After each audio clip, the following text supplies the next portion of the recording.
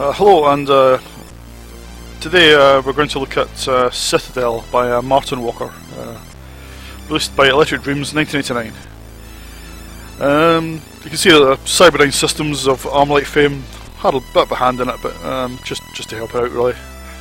I think most of it was graphics work by Robin Levy, but Martin Walker he did write a diary column in C64 about the development of this game, so some people may know it from that. Some people might not, might be new to them. You can see here there's a track sequence showing you the various types of opponent in the game.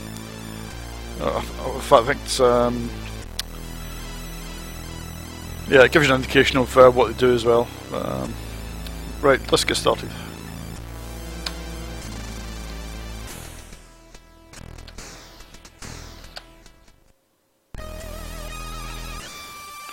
Okay, here we are at the first complex, which is the Alien City complex. I think there's 8 levels in total. As you can see, this is an overhead a robot warfare game. Now, on first looking at it, it may look quite similar to Paradroid, and if you attempt to play it like Paradroid, you're going to end up in trouble, because there's quite a bit more to it than Paradroid, and just rushing through the level is not the way to play this game at all. There's more to the game. First of all, as well as controlling this droid, which you can only move in 4 directions. Oops, I just get killed there. Now you can also move and shoot at the same time. But you can also double tap fire, and this brings out your capture unit, which you can take control of other droids, you can take control of traps, you can pick up power-ups, you can flick switches. It's very well done. Now, for example, there's a switch here, so if I... oh, let's try that guy first. If I activate the switch, you can see it turns off that little force barrier that was on my right there, which is effectively a door, a locked door. Now you can also take over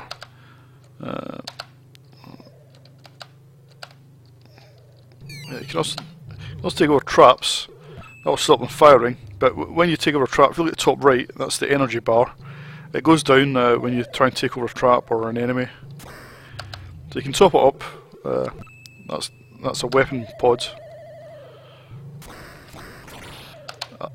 If you look at the at your little droid, you see he's got a little screen in the centre, and it's now displaying an E, so it's a little screen that tells you what you're going to pick up. So in this case, E is an energy pod, which I need anyway. So I'll pick that up. It's not quite hard to double tap the keyboard. It's a lot easier with the joystick. But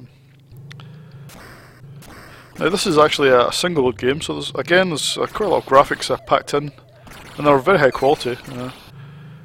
But there's more to there's more than just each city is divided into 2 sides or 2 floors. So I'm in floor 1. So if I go in this lift here, let's take me to floor 2. And you see it's different colour scheme, but basically the same graphics. But this makes each level a bit more finished to negotiate, because there's 2 levels. So it should...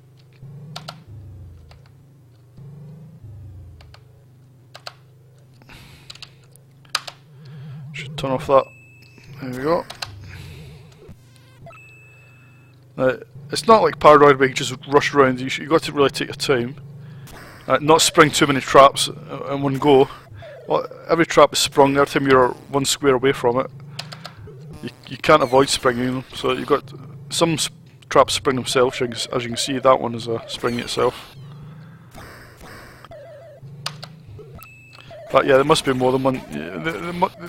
Some seem to spring themselves, or more than 1 square away. So I thought it was 1 square, but it seems to be more. Now, the aim of the game is just to get from one side of the level to the other side. But normally there's a bunch of switches you've got to negotiate. Now, I need to find an energy pod to show you this. If I can find an energy pod, well, I've lost life, so I'm back at full health now. Now what you can also do is you can also take over enemies and use them as shields. And this is quite useful. So if I've now taken control of that enemy. Now you can see it just sort of floats in front of me, but you can press space to lock him in position.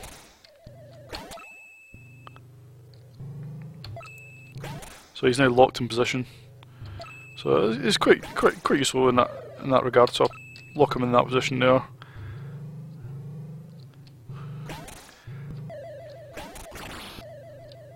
So there's quite a lot to the game in terms of the controls and what you can do.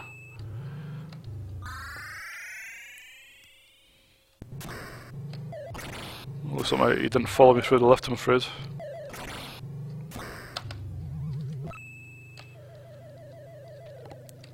Again, there's different power-ups. Some are more useful than others. Some are long range, some are fast firing, some are three-way.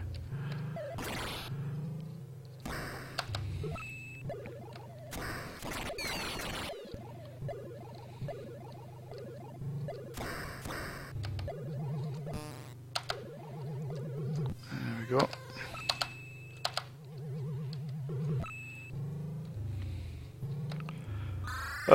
There are multiple routes through the levels, but I can't remember really where I'm going here, but probably through there, I guess. You can see traps have little flashing lights, indicates whether they're four-way diagonal or four-way vertical horizontal firing.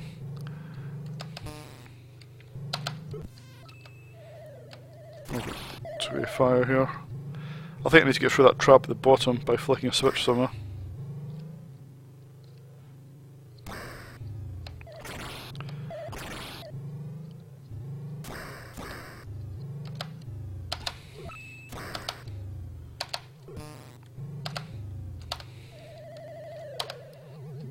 Ah, this is a good weapon, this. It's very fast firing, very long range. I like the way, I mean, you can do this in paranoid as well. You can move and fire in different directions. So it's a bit inspired by that, but it's well done anyway.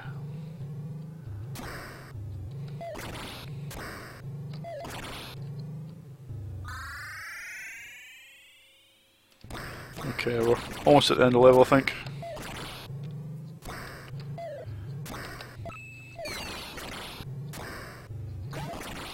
And here we are, end of level. Now we're at the Armour City Complex. Music in the game is by Martin Walker, of course. He's also a musician as well as a programmer and graphic artist. So he rather predictably who did the music for this, I suppose. But there's no in-game music. Instead we have, if you listen to the background, there's a little atmospheric sort of beat sound. You know, like something pumping away. Each level's got its own individual backgrounds, atmospheric sound. Some have hums, but this is a lot of pump.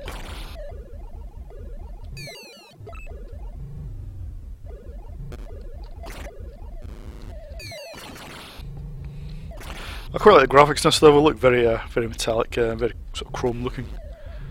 Very nice. And the sprites themselves are very colourful.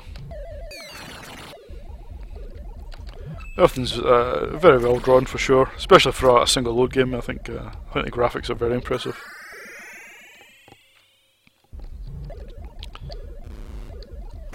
And each city is definitely got quite a different style. Oh, he's firing at me. Sound effects, so yeah, the sound effects are pretty good. I think some of the best sound effects I've heard on the C64. If I can be quite honest.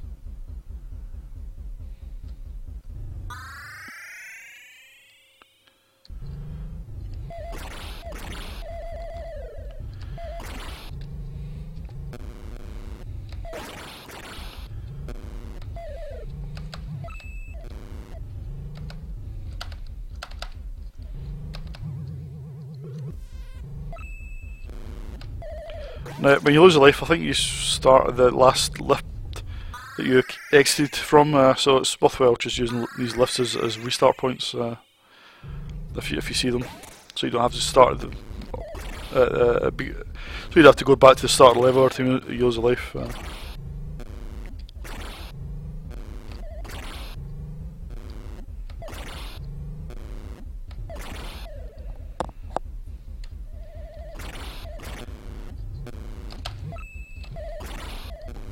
Again, I mean, Martin Walker, he also wrote Hunter's Moon, which is sort of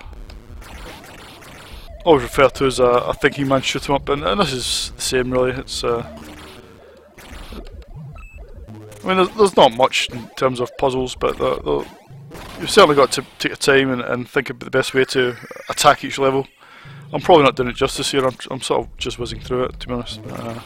That's why I've got no lives left, and I'm on level 2.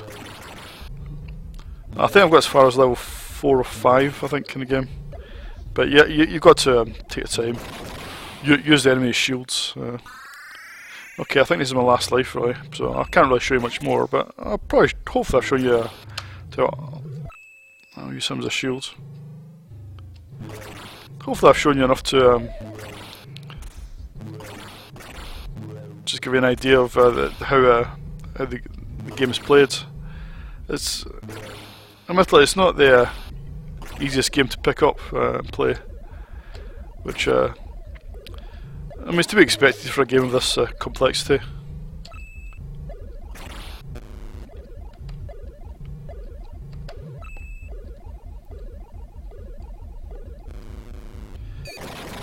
Okay, I think that's me pretty much out of lives.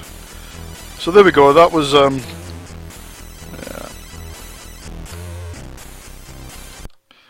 that was Citadel for you by Martin Walker, and quite a good game. So what will I rate this?